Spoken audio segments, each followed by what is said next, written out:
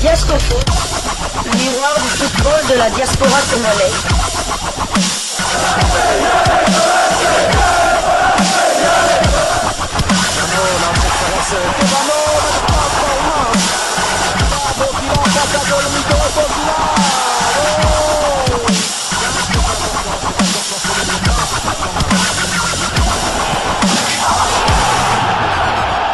Diasco Foot, le miroir du football de la diaspora congolaise. Vous êtes sur Diasco Foot, le miroir du football de la diaspora congolaise. Diasco Foot vous dit bonjour, tout le plaisir est pour nous de vous retrouver, mais surtout de savoir que vous êtes nombreux en train de suivre votre chaîne YouTube dédiée uniquement aux footballeurs de la diaspora congolaise. C'est l'heure de partager avec vous quelques news que nous avons pu récolter pour vous, des news concernant certains de nos internationaux ou des binationaux qui se sont illustrés dans leurs clubs respectifs, et cela dans le cadre de cette troisième livraison sportive de ce lundi 21 octobre 2024, une livraison que nous débutons par la Belgique. Genk de Joris Kayembe s'est imposé à domicile 3-2 dans le derby limbourgeois devant Saint-Tran en match comptant pour la 11e journée de la Jupiler Pro League. Aroko Daré, le buteur maison, a inscrit le premier but du match à la 18e minute pour Genk. Stucker s'est corsé l'addition 13 minutes après. Bertaccini a réduit la marque à la 34e minute pour Saint-Tran avant qu'El Wadi puisse marquer à la 45e minute le troisième but de Genk. 3-1 score à la pause. Bertaccini, encore lui, va réduire la marque pour Saint-Tran 16 minutes après la reprise. 3-2.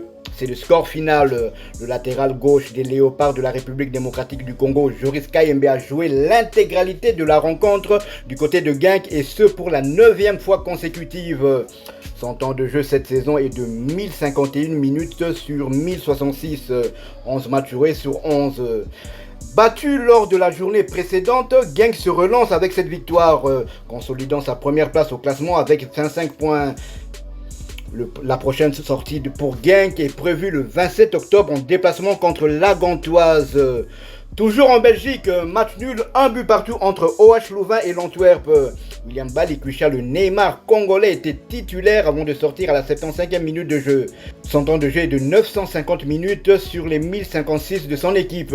Il a marqué un but et délivré une passe décisive. Louvain est 12e au classement avec 12 points. 2 victoires, 6 nuls et 2 défaites. 11 buts marqués et 16 encaissés. Prochain match, Louvain se déplacera à Charleroi le samedi 26 octobre. Du côté de l'Antwerp, le frère cadet de William Balikwisha, Michel-Ange, n'était pas présent. Toujours blessé, il n'a pas encore disputé le moindre match cette saison. Toujours en Belgique, nous restons en Belgique pour le derby wallon a tourné en faveur du Standard de Liège qui a battu Charleroi 2-1. Mathieu Epolo était bien évidemment entre les perches du côté du Standard de Liège. Du côté de Charleroi, Isaac Mbenza avait débuté la rencontre sur le banc avant de faire son entrée au jeu à la 84e minute. C'est d'ailleurs lui qui réduira le score dans le temps additionnel à la 95e minute. Son temps de jeu cette saison est de 292 minutes sur les 1056 de Charleroi. Il a inscrit un but cette saison. Charleroi est 11e avec 14 points, 4 victoires, 2 nuls et 5 défaites. 13 buts marqués et 12 encaissés. Le prochain match de Charleroi aura lieu le samedi 26 août. Il recevra l'OH Louvain de William Balikwisha dans le cadre de la 12e journée de la Jupiler Pro League. Nous quittons la Belgique, nous allons cette fois du côté de la Turquie, en Turquie où l'on jouait la 8e journée de Super League, championnat turc de première division. Arthur Masuaku et Beşiktaş enchaîne. Beşiktaş s'est imposé hier après-midi face à Konyaspor, score final de 2-0. Les Aigles Noirs n'ont pas encore été défaits en championnat depuis le début de la saison. Titulaire, l'international congolais Arthur Masuaku a disputé l'intégralité de cette rencontre, et cela pour sa 3e fois consécutive, voyant son temps de jeu porté à 1093 minutes sur les 1263 minutes possibles.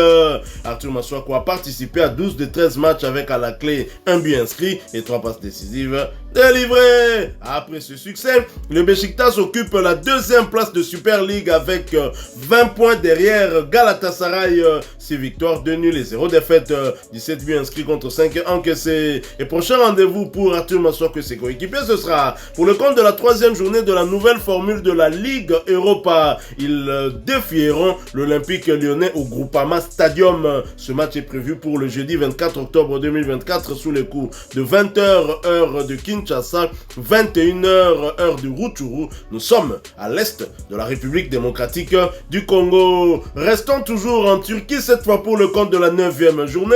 De retour de la tanière, le double poumon de Sébastien Desabre, Samuel Mutusami victorieux. Sivasspor qui recevait Hatayspor hier après-midi et les locaux se sont imposés sur le score de 3-2. Titulaire, Samuel Mutusami a cédé néanmoins sa place à la 83e minute.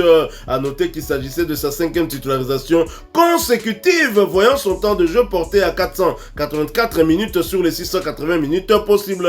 Mutusami a participé à tous les 7 matchs avec son club avec à la clé une passe décisive délivrée. Après ce succès, Sivasspor est 10e de Super League avec 11 points, 3 victoires, 2 nuls et 4 défaites, 11 buts inscrits contre 13 encaissés. Prochain rendez-vous pour Mutusami et ses coéquipiers, ce sera pour le compte de la 10e journée du même championnat et un déplacement sur le terrain d'Adana Demirspor. Ce match est prévu pour le vendredi 25 octobre 2024 sous le coup de 18h de Kinshasa, 19h heure de Rutshuru. Nous sommes à l'est de la République démocratique du Congo. Toujours en Super League turque pour le compte de la 9e journée, Gaëtan Lora Luamba décisif, Samsunspor évite la défaite.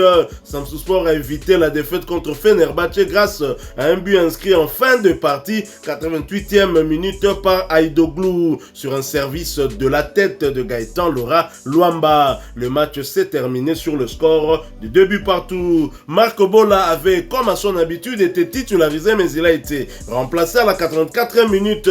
À noter qu'il s'agissait de sa 9e titularisation consécutive portant à 841 minutes son temps de jeu sur les 876 minutes possibles.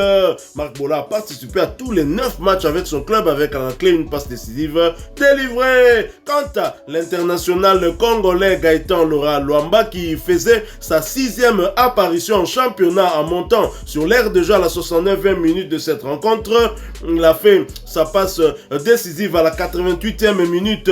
À noter que c'était pour la première fois qu'il s'est montré décisif cette saison. Gaëtan Lora Luamba voit son temps de jeu porté à 169 minutes sur les 876 minutes possibles. L'international congolais a participé à 6 de 9 matchs avec son club.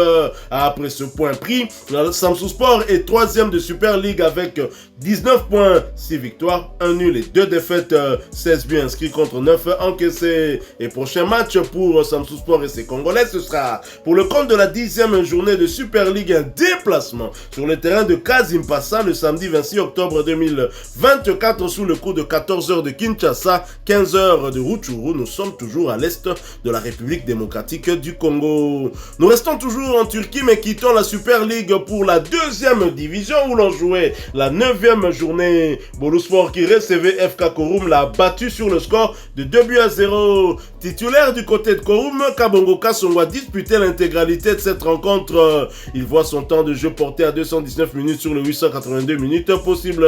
Il a participé à 5 des 9 matchs avec son club. Et après ce revers, le FK Korum est 17e du championnat turc de 2e division avec 10 points. 2 victoires, 4 nuls et 3 défaites, 9 buts inscrits contre 10 encaissés. Prochain rendez-vous pour Kabongo Kasongo et ses coéquipiers, ce sera pour le compte de la 10e journée du même championnat et la réception de Gençler Birlihi le samedi 26 octobre 2024 sous le coup de 11h30 heure de Kinshasa, 12h30 heure de Lubero. Nous sommes toujours à l'est de la République démocratique du Congo. Nous quittons la Turquie pour les Pays-Bas. Willem Tué et le Fortuna Sittard se sont affrontés hier après-midi en Eredivisie dans le cadre de la 9e journée. Aucune des deux équipes n'est parvenue à marquer. Score final, 0 but partout. Samuel Bastien était titulaire au milieu de terrain pour la 3e fois consécutive. Il a cédé sa place en fin de partie à la 82e. Son temps de jeu est de 487 minutes sur les 859. Le Fortuna Sittard est 11e au classement avec 11 unités. Il compte 3 victoires, 2 nuls et 4 défaites. Ils ont marqué 8 buts et en ont encaissé 11. Prochaine journée, Sittard recevra Groningen le samedi 26 octobre. Du côté des joueurs locaux, Jérémy Bokila a été monté au jeu à la 65e minute. L'attaquant de 35 ans en est à sa 8e apparition sur 9 matchs possibles. 165 minutes sur 870 passés sur les pelouses de Eredivisie. Willem Tué est 8e avec 12 points. Il compte 3 victoires, 3 nuls et 3 défaites. 11 buts marqués et 9 encaissés. Déplacement périlleux de Bokila et ses coéquipiers le dimanche 27 octobre du côté d'Amsterdam. Ils y affronteront l'Ajax dans le cadre de la 10e journée de la Eredivisie. Nous quittons la Hollande, nous allons cette fois du côté de l'Italie. En Italie où l'on jouait la 8e journée de Serie A, championnat italien de première division. Le Torino qui se déplaçait sur le terrain de Cagliari a été battu sur le score de 3-2. L'international congolais Bryan Bayeye n'était malheureusement pas sur la feuille de ce match et cela pour sa 10e fois consécutive, voyant son temps de jeu stagner à 0 minutes sur les 966 minutes possibles.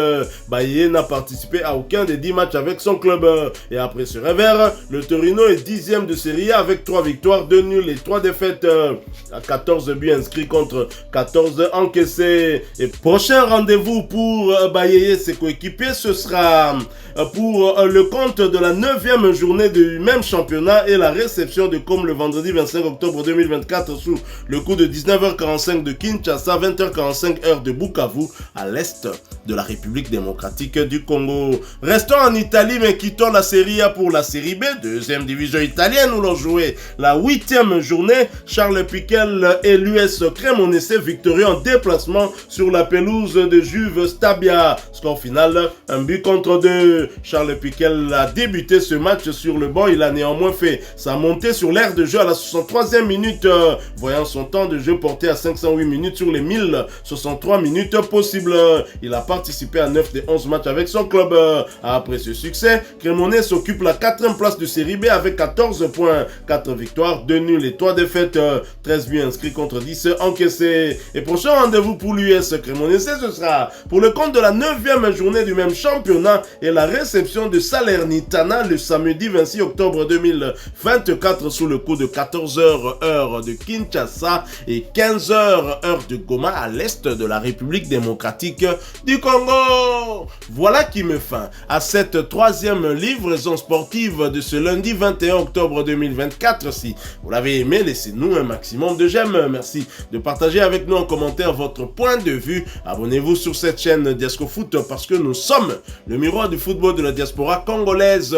N'oubliez pas d'activer la petite cloche de notification histoire de ne plus rien manquer des prochains sujets que nous allons vous proposer. Encore une fois, merci à vous avec espoir de vous retrouver bientôt dans un autre sujet d'actualité. En attendant, portez-vous bien. Diasco Foot vous dit au revoir.